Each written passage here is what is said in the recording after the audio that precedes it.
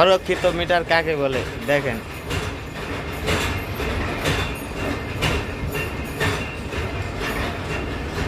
Grounding হইল GI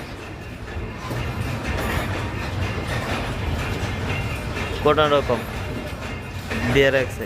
এটা যখনই পোল থেকে ফেল করবে এটা তখন পুরো তারটাই কারেন্ট হয়ে যাবে, আর থ্রি ফেজের পুরো লাইনটা এদিক দিয়ে ব্যাক করবে। এ হলো অরক্ষিত গ্রাউন্ডিং। এটা মোটামুটি চলে, 1 RM তার দিয়ে দিছে, যেহেতু থ্রি ফেজ লাইন আরেকটু মোটা দেওয়া উচিত ছিল, আরেকটু মোটা দিলেও হয়তো। এটা মানুষকে একটু সেফটি দিতে পারবে, কারণ এটার উপরে একটা পিভিসি কভার আছে, ওটা কিছুই নাই। বিদ্যুতের যন্ত্রপাতি বা ইকুইপমেন্টের থেকে মানুষের জীবনের মূল্য অনেক বেশি।